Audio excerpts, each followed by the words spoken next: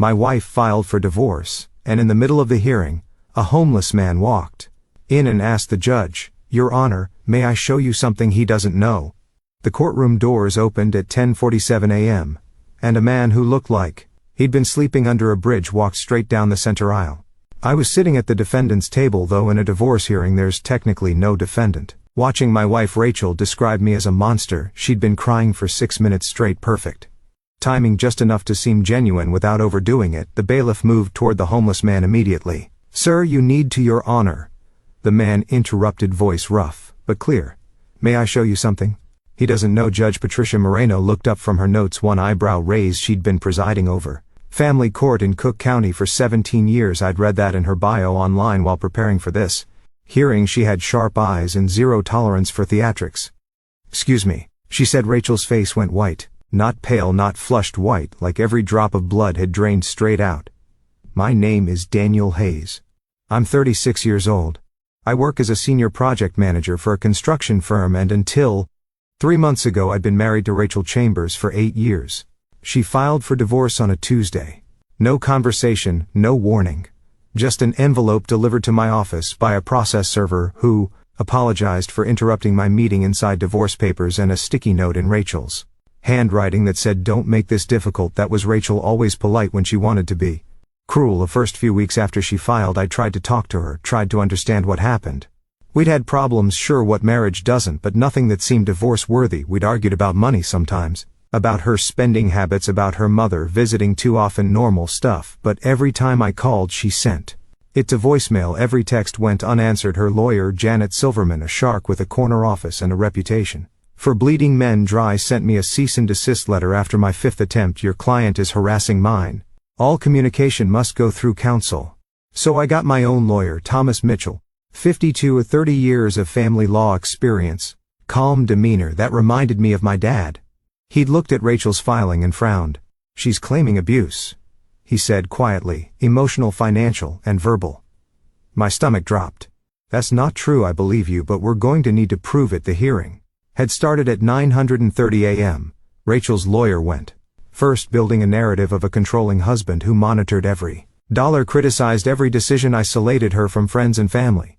Rachel testified in a soft voice, dabbing her eyes with a tissue at precise intervals. She wore a navy dress, conservative, vulnerable, and kept her hands folded in her lap when she wasn't gesturing to emphasize a point. He controlled everything she said, voice breaking. I couldn't even buy groceries without him questioning every receipt. He'd go through my purse looking for evidence I'd spent money without permission. That was a lie. We had separate bank accounts. She had her own credit cards. I'd never once looked through her purse, but watching her cry made my bank statements feel hollow, irrelevant. I was afraid all the time, she continued, afraid of saying the wrong thing. Afraid he'd explode if I disagreed with him about anything. I'd never exploded. I'd raised my voice twice in 8 years, once when she'd lied about returning an expensive handbag she couldn't afford, and once when I'd found out her mother had been staying in our guest room for 3 weeks without telling me. But Janet Silverman knew how to frame it.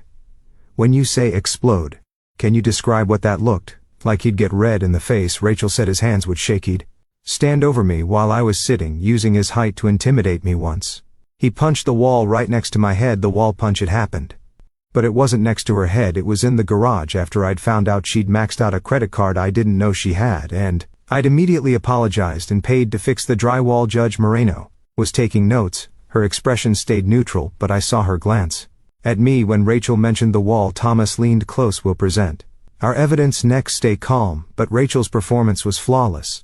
She'd practiced this, rehearsed every pause, every tear, every trembling hand gesture. The worst part, Rachel said, voice dropping to almost a whisper, was feeling like I was disappearing, like I didn't exist except as an extension of him. His convenient wife, his showcase piece at company events. That one actually hurt because there was a grain of truth in it. I'd been focused on work, on climbing the ladder, on providing. I'd taken her to every company event and introduced her proudly, but had I actually asked what she wanted, what she needed? Maybe not enough. He made me feel worthless. Rachel finished like I was lucky. He'd married me, like I should be grateful he put up with me. I'd never said anything like that, never even thought it, but the way she looked at Judge Moreno, direct eye contact, chin trembling just slightly, made it seem true. Janet Silverman sat down with a satisfied expression. "No further questions, Your Honor." Judge Moreno looked at Thomas. Mr. Mitchell Thomas stood. He had a folder thick with documentation, bank statements, text message transcripts, testimony from friends. Your Honor, I'd like to present evidence that directly contradicts. That's when the courtroom doors opened.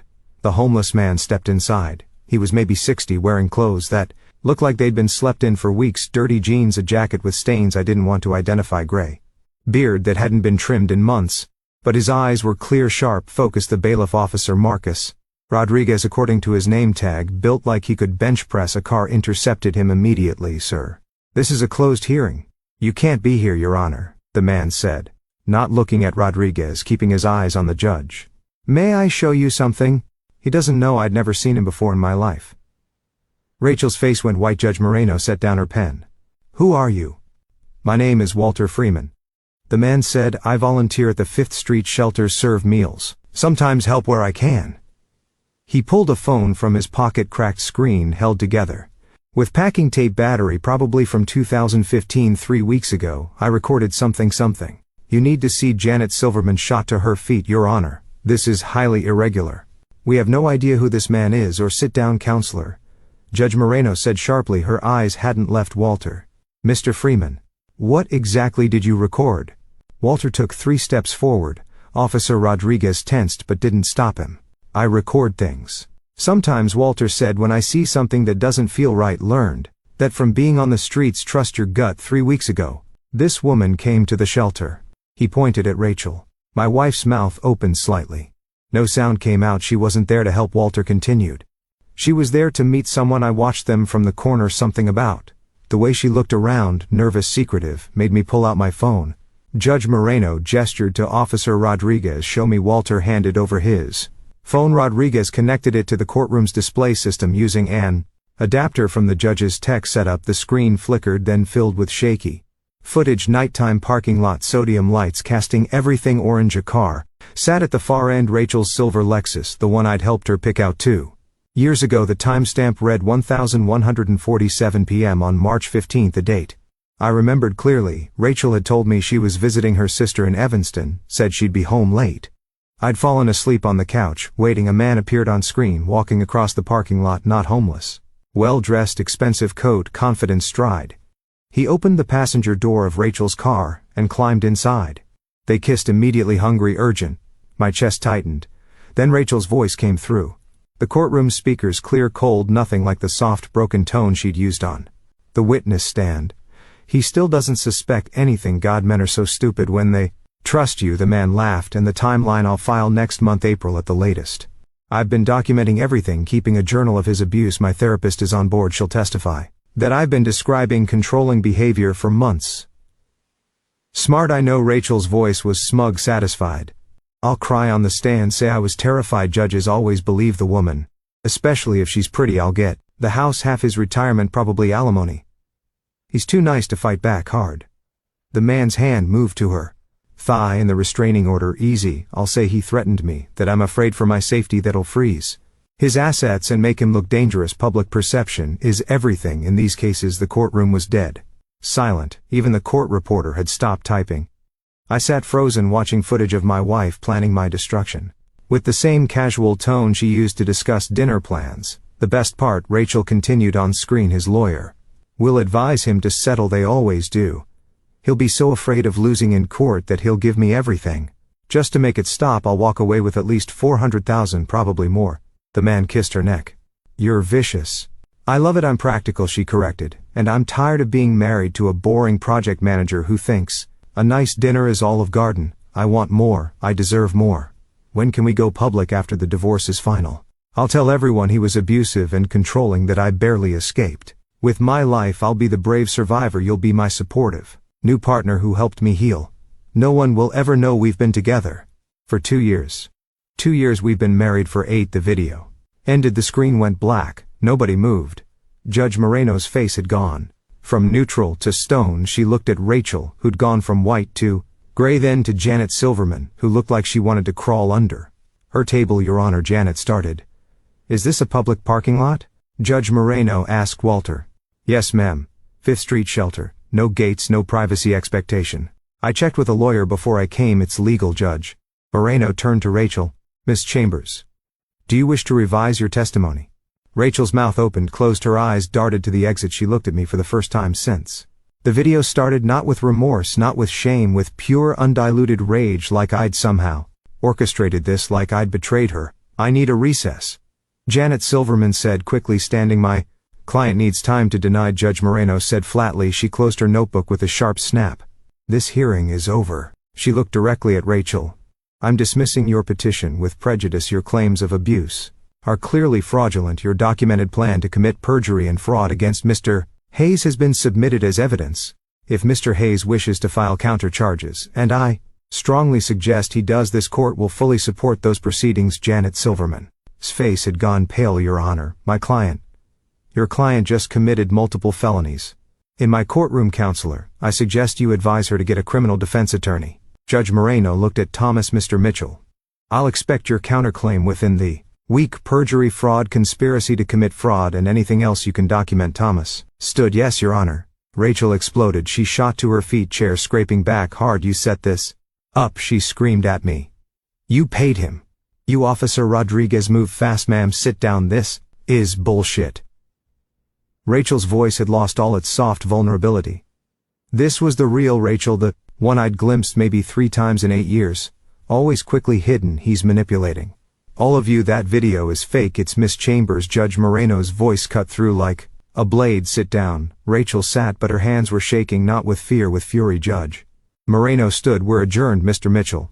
My clerk will contact you with next steps. Miss Silverman, I suggest you withdraw from this case immediately." She left through her Chambers' door. The courtroom erupted in whispers. The court reporter packed up. Janet Silverman grabbed her briefcase and left without looking at Rachel, just abandoned her client like a sinking ship. Rachel turned on me. Her face was twisted with hate. "You're going to pay for this," she hissed. "You think this is over? You think, Miss Chambers," Thomas said calmly, "I strongly advise you to stop talking. Anything you say right now can and will be used against you in criminal proceedings." She looked at him, then at me, then at Walter, who was standing near the door, phone back in his pocket. She stood, walked past me, stopped, leaned close enough I could smell her perfume, Chanel No. 5, the expensive stuff she'd insisted she needed. "I almost had everything," she whispered, "and you're still too stupid to even understand why I did it." Then she left. Officer Rodriguez watched her go. "You want me to file a report about those threats?" Thomas nodded. "Please, everything documented." Walter approached. Slowly he looked at me with tired eyes that had seen too much. "You didn't know about the affair?" he asked. "No." He nodded. "Men usually don't. Women like that, they're good at hiding." "Why did you record it?" I asked. "Because I've been on the streets for 6 years," Walter said, "and in that time I've learned to recognize people who hurt others." The way she looked around that parking lot, like she owned the world and the rest of us were just background noise. I've seen that look before on people who beat their partners, who steal from shelters, who see other humans as tools. He pulled his jacket tighter. "I recorded it because I thought she might be planning to hurt someone. Turns out I was right." "Thank you," I said, my voice cracked. "I don't know how to." "You don't need to thank me." Walter smiled, missing 2 teeth, but genuine. "Just maybe remember that sometimes the people who look like they have nothing are paying more attention than the ones who have everything." He walked toward the door. "Wait," I called. Can I help you somehow? Money, a place to stay, something?" Walter paused, turned back. "I don't need money," he said, "but the shelter does. 5th Street Shelter. They helped me when I had nothing. Maybe help them." Instead he left before I could respond. Thomas packed his briefcase slowly. "That was the most insane thing I've seen in 30 years of family law." "Is it over?" I asked. "The divorce?" "Yes, her petition's dismissed with prejudice, which means she can't refile. But criminally," he looked at me seriously, "Daniel, she committed perjury, conspiracy to commit fraud, possibly extortion, depending on how we frame it. If you want to press charges." "I want to press charges." He nodded. "I'll contact the state's attorney's office, probably talk to Ada Catherine Chen. She handles fraud cases, 16 years in the prosecutor's office. This is exactly her specialty. What happens to Rachel if convicted could be anything from probation to 3 years in prison, plus fines, plus a permanent criminal record." He paused. "And her lawyer is going to report her to the Illinois State Bar's disciplinary board for attempting to defraud the court." That video makes Janet Silverman look complicit. Even though she probably didn't know, she'll want to distance herself fast. I sat back down in the empty courtroom. My hands were shaking now, post-adrenaline crash. She was going to take everything. I said quietly, "The house, my retirement. She was going to paint me as an Abuser and I had no idea men rarely do, Thomas said, echoing Walter's words, especially good men. They assume everyone operates from the same moral framework. They do. I feel stupid. Don't you feel betrayed? There's a difference. We sat in silence for a minute. The guy in the video. I said, her affair partner. Can we find out who he is already on it? I've got a private investigator, Marcus Webb, former Chicago PD detective. 25 years experience. He'll identify the man, document the affair timeline, and provide testimony if needed. For what civil court you can sue both of them for alienation of affection. It's harder to prove in Illinois, but with that video, we've got a case. I thought about Rachel's smug voice on that video. I deserve more. Do it. I said everything. Criminal charges, civil suit, all of it. Thomas smiled now. You're thinking clearly. The next week moved fast. Ada Catherine Chen called me personally. Professional voice, direct questions. No nonsense, Mr. Hayes. I've reviewed the evidence. I'm filing criminal charges against Rachel Chambers. For perjury, fraud, and conspiracy to commit fraud. We'll need your testimony and cooperation. You have it. Good. We'll schedule a deposition. In the meantime, do not contact her directly. No texts, no calls, nothing. Understood? Understood. Marcus Webb. The PI identified Rachel's affair partner within 48 hours. His name was Connor Matthews, 39, divorced, worked as a pharmaceutical sales rep. Good salary, flashy lifestyle. He and Rachel had been meeting at hotels throughout Chicago for almost 2 years. Marcus had credit card receipts, hotel security footage, text messages between them going back to June 2022. She was careful, Marcus told me over coffee at a diner in Lincoln Park, but not careful enough. They used the same 3 hotels, always paid in cash, but hotel security cameras don't lie. I've got footage of them checking in together at the Conrad on 5 separate occasions. Is that enough for a civil suit? More than enough. Alienation of affection requires proof of love and affection destroyed by a third party. We've got timeline documentation showing exactly when the affair started and how your marriage deteriorated from that point. We've got our own voice on recording saying she's been with him for 2 years. It's a slam dunk. What's he going to lose? Marcus smiled. Money. Mostly. Alienation suits can award significant damages, but more importantly, his reputation. His employer won't like this getting public, neither will his ex-wife, who will probably come after him for custody modification. Bad publicity has a way of destroying people. I thought about that. About Connor Matthews kissing my wife in a parking lot while planning to destroy my life. File the suit. I said. The criminal case moved to arraignment 3 weeks later. I sat in the gallery while Rachel stood before Judge Leonard Wright, 62, presided over criminal court for 19 years. Reputation for being fair but harsh. She wore an orange jumpsuit. Her hair was pulled back without any styling, no makeup. She looked small. Miss Chambers, Judge Wright read from the charges. You're being charged with 3 counts of perjury, 2 counts of fraud, and 1 count of conspiracy to commit fraud. How do you plead? Rachel's public defender, overworked, exhausted looking, whispered something to her. Not guilty, Rachel said, but her voice cracked. Bail is set at $50,000. Trial date set for July 22nd. Next. The bailiff led her away. She looked at me once as she passed. No rage this time, just emptiness. Her mother called me that night, screaming, crying. How could I do this to her daughter? How could I ruin her life over a misunderstanding? I hung up without responding. The civil suit against Connor Matthews hit him 2 days later. Served at his office in front of his colleagues, according to Marcus Webb, who'd staked out the building. Connor's face had gone purple when he saw the complaint. He called me from a blocked number that evening. You vindictive piece of shit. He spat when I answered. You're going to pay for this. I put him on speaker so Thomas Mitchell, who was at my apartment reviewing documents, could hear Mr. Matthews. Thomas said calmly, this is Daniel's attorney. You're on speaker. I'm recording this call. Please continue making threats so we can add harassment to the civil complaint. The line went dead.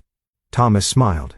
These guys always think they're smarter than everyone else. The trial happened in late July. Heatwave Chicago, sweltering. The criminal courthouse felt like an oven. Catherine Chen prosecuted personally. She presented Walter Freeman's video, first played it for the jury in full, showed the bank records proving Rachel had separate accounts and freedom to spend. Brought in 3 of my co-workers who testified I'd never displayed controlling or abusive behavior. Rachel's public defender did his best, argued the video was taken out of context, that Rachel had been venting in what she believed was a private moment, that she'd never actually intended to lie under oath.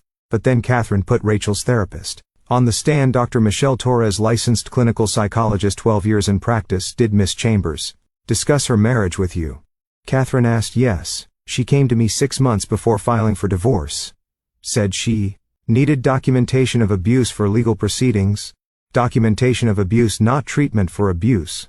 Correct. She specifically asked me to write clinical notes describing patterns of control and emotional manipulation. When I told her I could only document what I observed or what she described, truthfully she became angry, said, "I wasn't being helpful." "Did you write the notes?" "No. I terminated our professional relationship. What she was asking me to do was unethical and illegal." The jury's expression shifted. This wasn't a woman escaping abuse. This was someone shopping for a willing accomplice. The verdict came back in 4 hours: guilty. On all counts. Rachel sobbed when they read it. Her mother, sitting in the front row, wailed like someone had died. Judge Wright sentenced her 2 weeks later. "Miss Chambers," he said, looking down from the bench with cold eyes, "you attempted to weaponize our legal system against an innocent man. You planned to commit perjury, destroy his reputation, and steal his assets through fraud. The only reason you failed is because a homeless man with a cheap cell phone had more integrity than you ever demonstrated." He paused. "I'm sentencing you to 2 years in the Illinois Department of Corrections, followed by 3 years probation. You'll also pay restitution to Mr. Hayes for legal fees and court costs. Additionally, I'm recommending the Illinois Bar report this case to any jurisdiction where you might seek legal remedy in the future. Your actions have consequences. Maybe you'll learn that the bailiff led her away." She didn't look at me this time. The civil suit against Connor Matthews settled out of court. His lawyer, expensive nervous, offered $175,000 to make it go away quietly. Thomas advised me to take it. We could win more at trial, but this is guaranteed money. Plus it saves you the stress. I took it. Connor lost his job. 2 weeks later, his pharmaceutical company saw the news coverage and decided he was a liability to company reputation. His ex-wife filed for custody modification, claiming moral fitness concerns. He was paying for his choices too. 6 months after Walter Freeman walked into that courtroom, I was sitting on my back porch. The house was mine now, cleared in the divorce dismissal, drinking coffee and watching the sunrise. My phone buzzed. A Facebook message from a profile with no photo. "This is Walter Freeman. The shelter wanted me to thank you for the donation. $50,000 is the largest single gift we've ever received." "You didn't have to do that." I smiled. I'd actually donated the entire $175,000 from the Connor Matthews settlement, split it between the 5th Street Shelter and 3 other organizations that served homeless populations. I typed back, "You saved my life. This is the least I could do." His response came fast. "You're a good man. Daniel, your wife said you were boring, but boring men don't destroy their lives for revenge. Boring men don't donate huge amounts to strangers. Maybe boring isn't so bad." I laughed, set down my phone. Rachel served 16 months before being released on good behavior, I heard through mutual friends.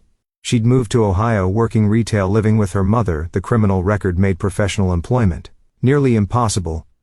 Connor Matthews moved to Arizona, started over in a different industry. I never thought about him again, but I thought about Walter often, about how sometimes the people who look like they have nothing are the ones paying the most attention, about how a man the world dismissed as invisible saw more clearly than everyone else in that courtroom. A year after the trial, I got a letter, handwritten return address from the 5th Street Shelter. "Mr. Hayes, Mount. Walter Freeman passed away last week. Pneumonia. He died in a hospital bed with clean sheets and nurses who cared about him, which is more than most of us get. He wanted you to know something.